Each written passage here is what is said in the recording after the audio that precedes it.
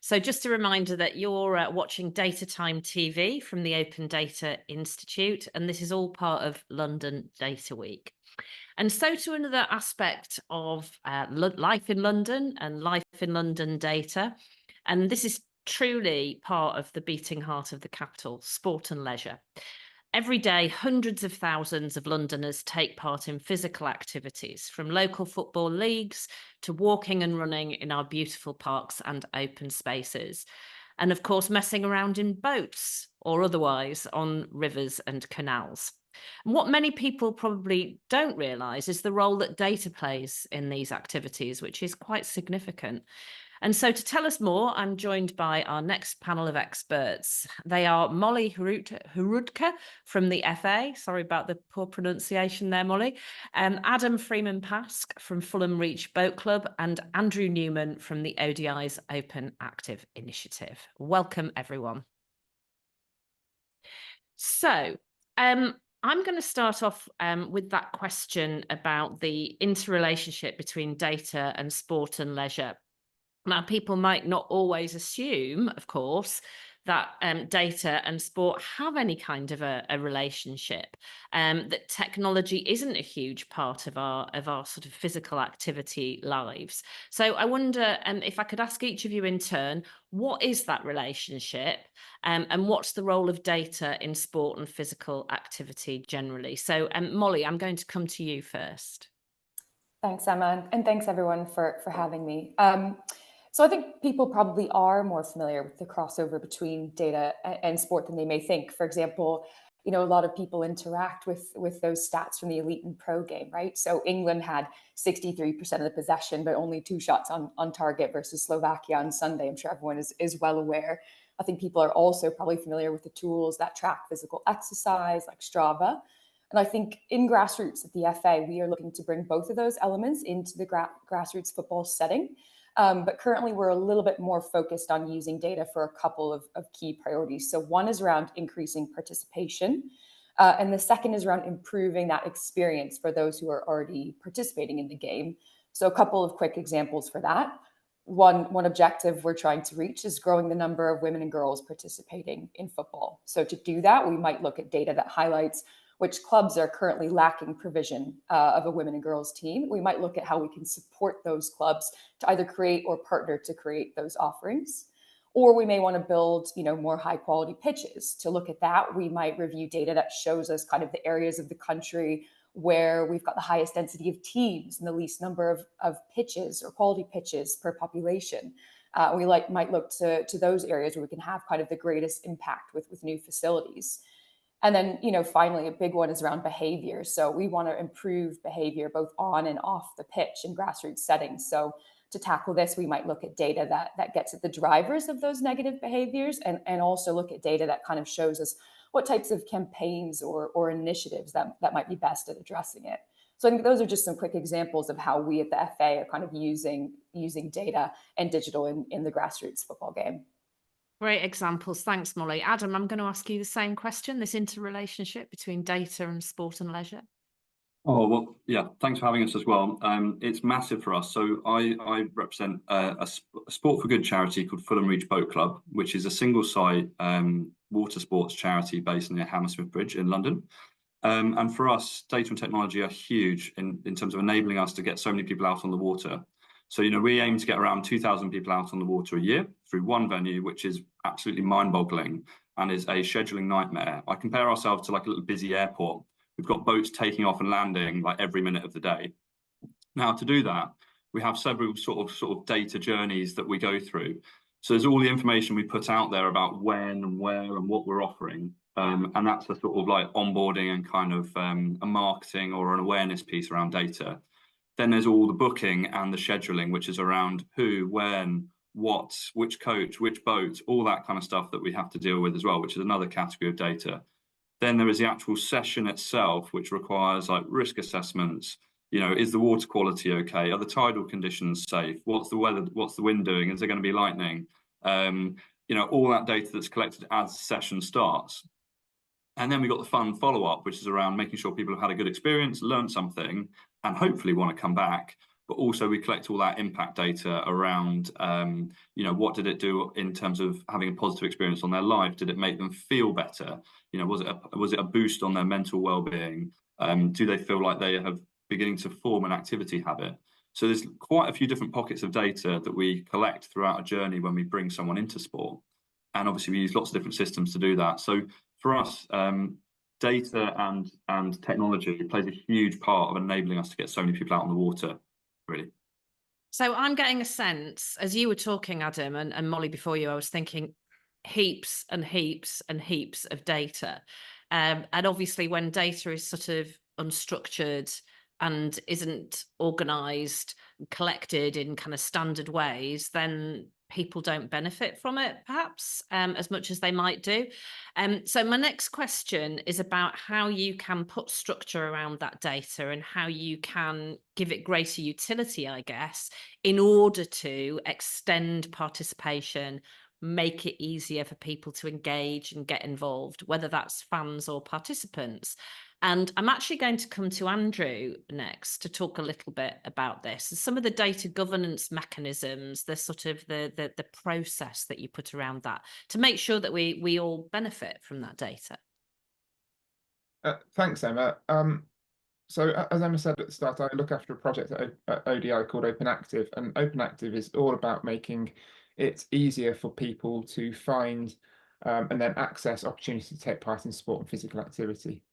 And that's really important because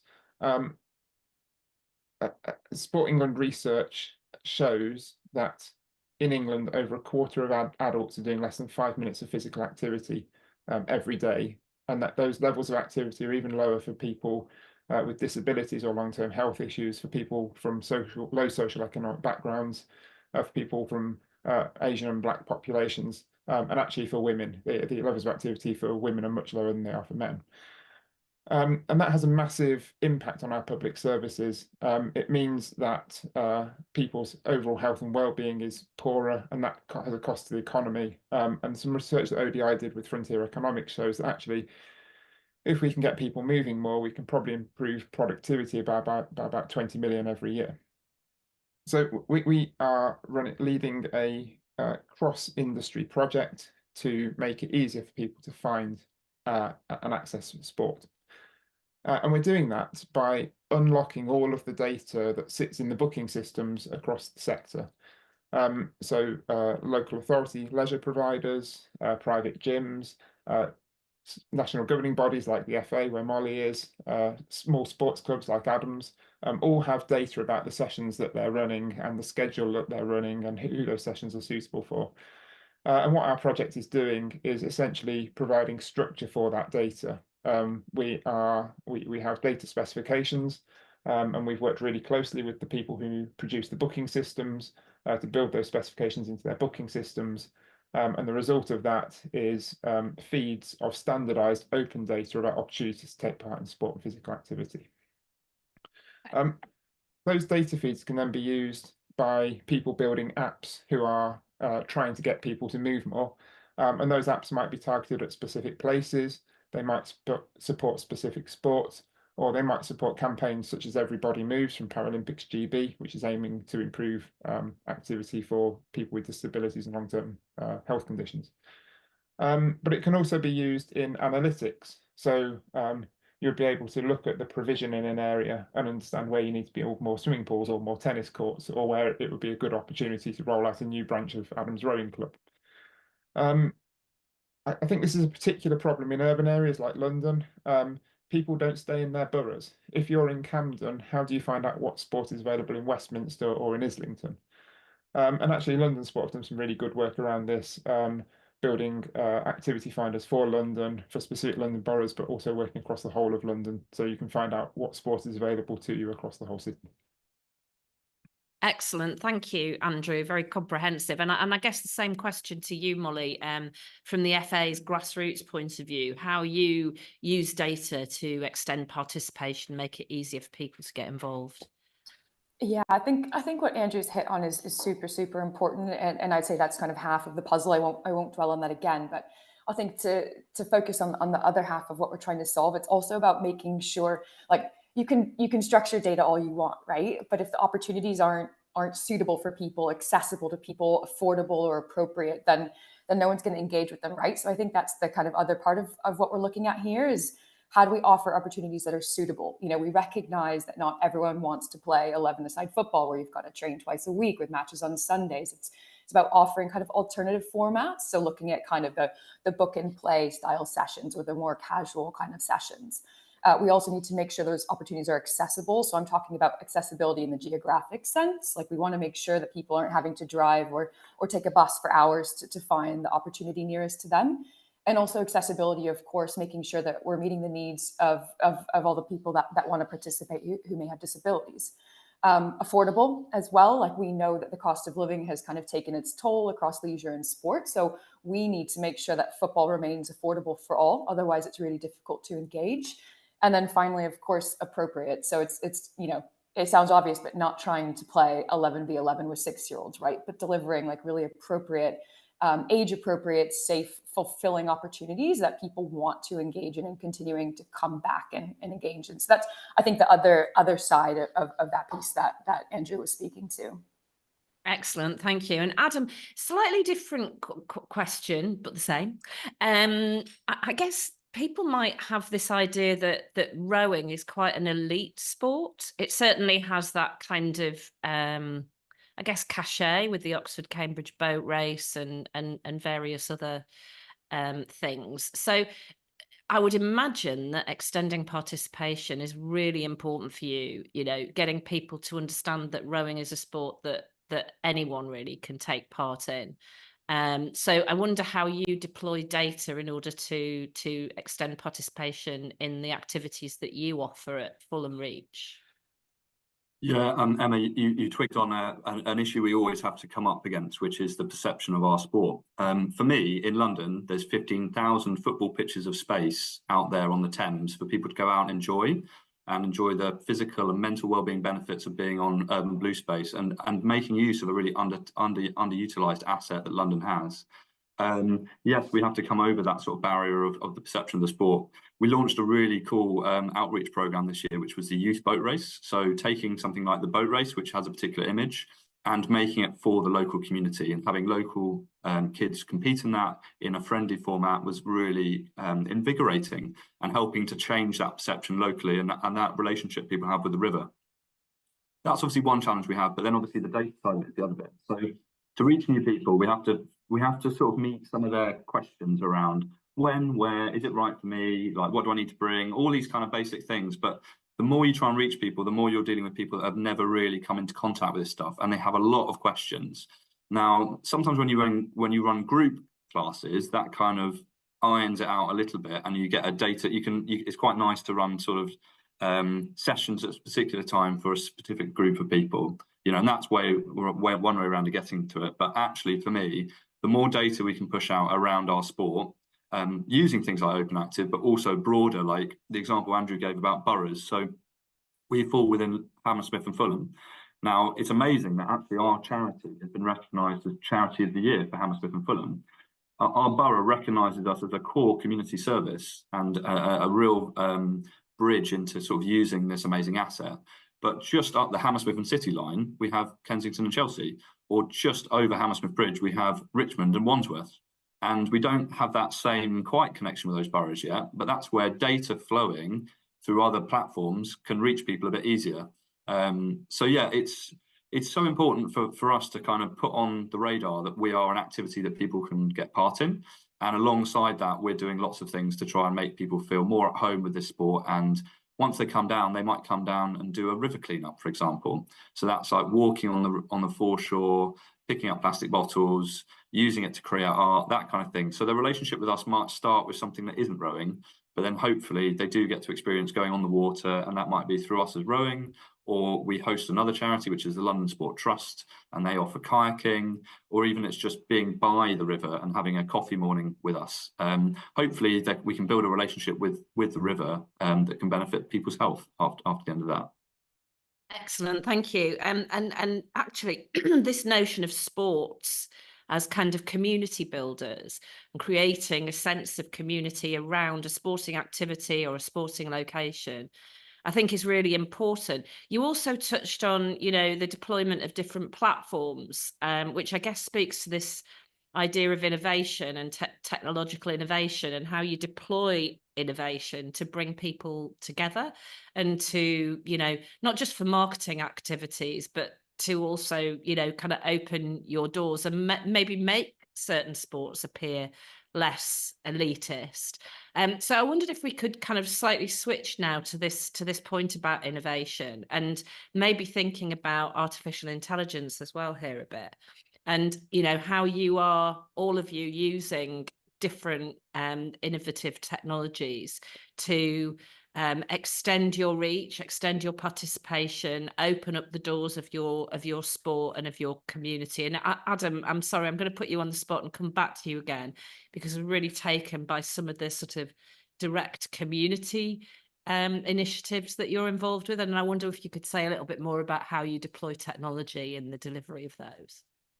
Well, thanks, Emma, for picking up. So yeah, for us, we might be called a boat club and rowing might be our primary offer, but we really are a community hub. And actually, it's a talking point for bringing people together, connecting them with the environment, and hopefully they benefit from the health and well-being benefits of being involved in the activity. Yes, technology and moving that forward is hopefully where I can see us grow, because we are a single site. We're trying to be a centre of excellence and accommodating lots of different user groups in a really inclusive environment, and really hopefully creating a model of what the sports club can look like for the future. And technology and things like AI will play a big part of that.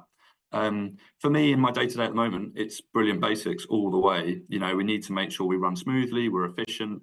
And some of the systems we use currently for booking or resource management or, you know, handling queries, we are seeing the evolution of these software products to incorporate little bits of AI here and there. I think we've all seen that in the way we work, where little things are being introduced around the sides, but we haven't got the kind of radical jump in terms of here's a big solution for you.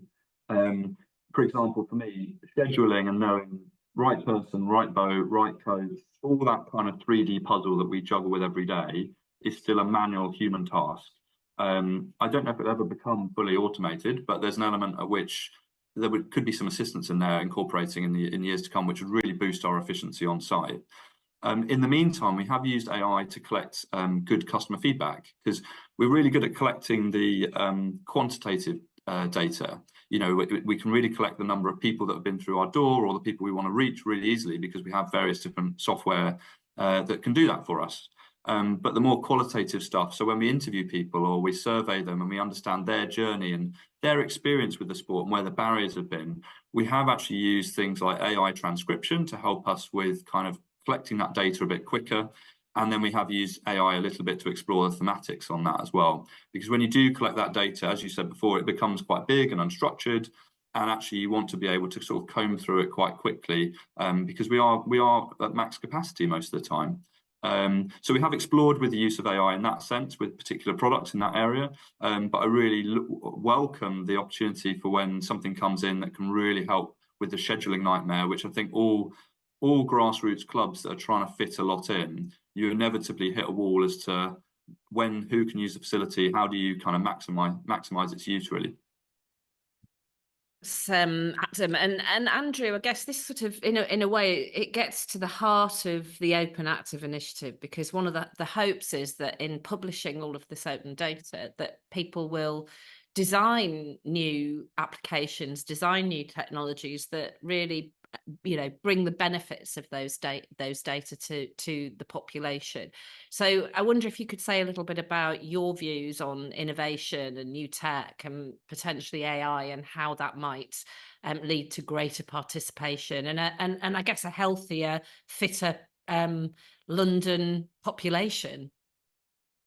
Thanks, Emma. So I think the first thing to acknowledge is that we know that AI is going to be critical in all sectors. It's transformational in a way that the World Wide Web was transformational 20-something years ago. But actually, to make good use of AI, you need really good quality data. You need good quality structured data and unstructured data. And at ODI, we've been talking a lot recently about the idea that AI must be data-centric. The organizations that are building and using these models really need to consider the governance and the management of the data that's being used in those models, and they need to be open with people so they can fully understand the capabilities of those models. And I liked Adam's better basics phrase, but that's about making data AI ready, thinking about how it's structured, how it's formed. I think in the OpenActive goes some way towards doing that. We can provide a good, consistent, well-structured data feed that can be used in AI applications and models. The data must be accessible and usable. Well, OpenActive is an open data initiative. Everyone who publishes a feed of that nice structured data is committing to making it open and to maintaining a particular level of quality over time. And then the systems that are using data need to be doing that responsibly. And I think there is something quite interesting for the sector to think about when using AI. A lot of the things that we think about in sport are related to health, and that's quite personal and sensitive data. But also, are we recommending the right activities to the right people if we're using AI to do that? I think we know there is more investment needed across the sector. So UK Active produce a survey every year called Digital Futures that measures a number of indicators of digital maturity. There's an indicator for data in there, and actually the most recent set of results, the data confidence level has dropped. It's the only metric where it has dropped, and the kind of narrative from the survey suggests that actually, as the amount of data and the opportunity to innovate with data are increasing, people are becoming less confident because there's quite a low level of maturity in the sector. That said, I was at a conference a few weeks ago and I was talking to Technogym, who are a big global producer of fitness machines. And they're doing some really interesting work with AI, and they're doing two things that I think are really relevant here. So first of all, they have built a tool to help people assess their wellness, and you answer questions about 8 aspects of your life, and then it gives you a wellness score based on your age. It's kind of your wellness age, and if your wellness age is your age, you're probably all right. If your wellness age is older than your age, you probably need to look at your wellness and improve your wellness. And that was quite nice, and there's quite a lot of AI built into that assessment. But they're also using AI to build well-being plans. So instead of going to the gym and you having your little card that tells you which machine you should use, and then you review that every 3 months with your PT, they can do that dynamically now in their app. So their app collects your exercise history. It can integrate with things like your wearable or with Strava, and they can build that kind of picture of your whole activity. And then they use that to recommend activities for you, both in the gym, on the gym floor, but also out of the gym between those sessions that you're in the gym. And it's just a really nice use of AI to improve the user experience, but also to enable the staff in those facilities to focus on the things that really matter with individuals. Excellent. And I should say that other fitness machines are available at that point. Thanks, Andrew. So Molly, I'm going to come to you just now with the same question, but we've had a few questions from the audience as well, so I want to make sure that we leave time for those. So again, to you, how is the FA developing technologies or utilising technologies that are emerging into the market? Sure, thanks, Emma. Yeah, I think a lot like Adam hit on earlier, for grassroots, we're trying to do more on doing the basics really well before jumping headfirst into AI. We have been going kind of through a period of massive digital transformation over the past 4 years. So we're kind of hyper focused on fine tuning some of those key user experiences. That being said, we have started exploring AI in a couple of spaces. So one is in our grassroots customer service desk. We've received about 4 million tickets over the past 4 years, and we've started setting up some automations that reply to the user and kind of close that ticket. You can obviously see some efficiency gains there. We're also using AI in our Team Talk app, which is a chat functionality used by coaches and players or parents to kind of navigate the match day logistics. And so we've worked with a company called GoBubble to develop an AI-based content moderator overlay. So basically that chat kind of flags any inappropriate content so we can make sure that chats remain safe for all. I think broadly speaking, there's huge potential, as Adam already hit on, to bring some of the AI advances we're seeing in the elite game into the grassroots game. Those having AI kind of sift through match footage, right, to create highlight reels or coaching moments, or VR is slightly different, right? But we're starting to reduce heading in the youth game to decrease the risk of brain injury. So, could we explore VR to kind of develop some of those essential heading skills? Lots of kind of interesting things there. One last example I'll give, it's not AI, but kind of one of the more innovative things we're doing with our grassroots data that we already have is trying to use it to retain people in the game. So we've built an email automation that triggers once our data kind of flags that someone has been really active in playing in games, and then all of a sudden they kind of stop playing in games. That email triggers and basically says, hey, like, have you moved? Why don't you use our Find Football tool to find new teams in your area? Are you injured? Why don't you kind of look at these resources we have for getting back out on the pitch? So again, not AI, but like ways that we can use those kind of heaps of data we've been talking about that we already have to do some quite clever and innovative things to kind of keep the game moving along. Excellent. Thanks very much, Molly. I'm really struck and taken by that example of using virtual reality to either improve skills in the game or to help to protect people. So yeah, really fascinating. Thank you. Now we've had a few questions from the audience. They've either come in today in the chat, or we did actually ask people to submit questions in advance as well on our social feeds. So the first one of these is for you, Adam. And the question is, there's so much in the news about river quality data. How does that affect you as a boat club? And my supplement to that is, how do you use that data, if at all? A really good question, actually. And when I first came in post, actually a year ago today, one of the first things I was keen to explore was to try and kind of get under the skin of what is anecdotally quite a lot of information around, is the water good or bad? Really tried to kind of like get some clarity on this. So we started off with a citizen science approach to collecting water quality data as frequently as we could, weekly ideally. And we were collecting things like nitrate and phosphate data, which are indicators of organic pollution, which can also be linked to either agricultural runoff or to sewage overflows. Ahead of the boat race, we actually worked with River Action UK to collect E. coli data.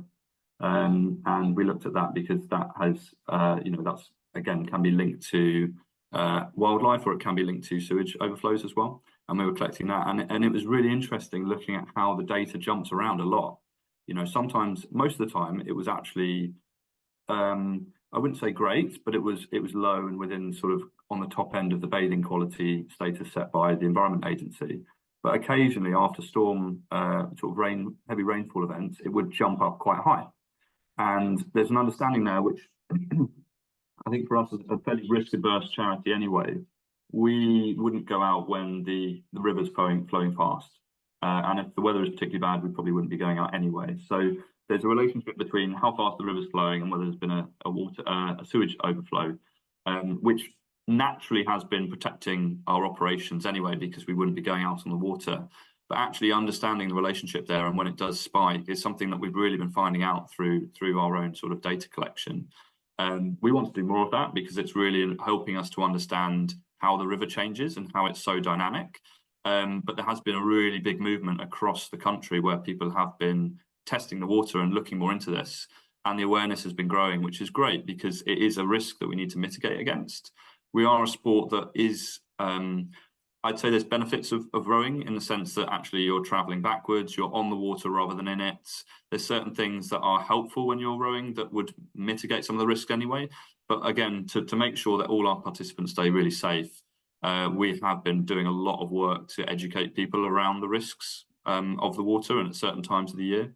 And to be honest, reinstalling things like the hand sanitizers, making it really obvious around hand washing and cleaning all our equipment. But again, these come down to basic hygiene principles, but you need to make sure that people are aware that they're vitally important when you've been around poor water quality.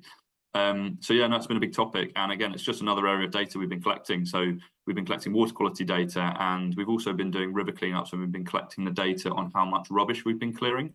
So we're close to 500 kilos of rubbish we've been collecting, which is, I think, quite worrying in itself. But yes, again, these are other areas of data we've been collecting to do with the environment, which are fascinating and tell a story. And we're just getting started with how we tell that story. So another area would be seal sightings, which we collect through a ZSL platform, because there's, believe it or not, 4,000 seals in the tidal Thames. So lots of wildlife to look out for.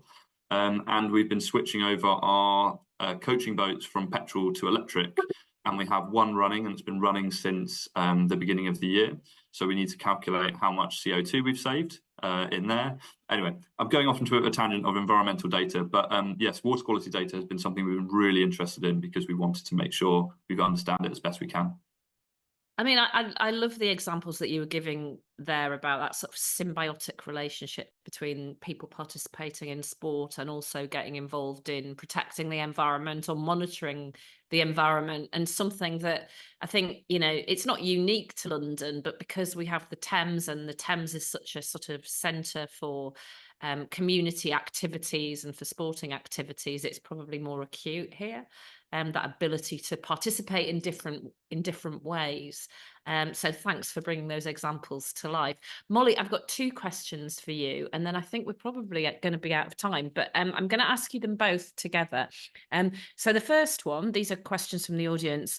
We always hear about participation in tennis increasing around the time of Wimbledon. Do you see a similar thing happening in football during the Euros or other big tournaments, I guess? That's the first one. And then the second one, did you see an increase in women and girls playing after the England women's team won the Euros? Yes, great questions, and can probably answer them both in one. So the answer is yes and yes. And I think, you know, we always see increases in participation around those big events, Euros, World Cup, that kind of thing. I think especially the women's Euros in 2022 was a super exciting moment for not just, you know, women's and girls football, but women and girls sport and participation in physical activity more generally. I think we all know how the Lionesses kind of captivated the country and inspired, you know, thousands of more girls to pick up football, whether that be in kind of turning up to their local Wildcats session, which is a program we offer for young girls to kind of play and learn how to play the game, or in the affiliated game. We saw a huge increase in the number of women and girls teams after the Euros. So I think our work is just beginning here. I think we recognize the impact that these big events have, and I know we want to do more on this kind of, what we've hit on it a couple of times, is sort of place-based work. So, you know, focusing on those areas of the country that hosted games and trying to make sure that those particular areas are supported, right? Because that's the big question. If we've got girls who want to play, we need to make sure the opportunities are there to support them. They need to have teams in place. Those teams need to be within clubs who understand how to offer women and girls, you know, safely, effectively, in a high quality environment. They need to have casual opportunities, right? So we need to make sure there's providers who are trained and qualified to offer those kinds of opportunities that are suitable and attractive to women and girls. So yes, huge amounts of excitement around those opportunities, and lots of work to be done to make sure we can really capitalize on all that excitement as well. So much, and I think that's a really good place to finish up. We could probably have talked all morning, but thank you to all of you. So Adam, Molly and Andrew, for a really fascinating discussion about the role of data in sport and physical activity in London. Thanks, really good stuff.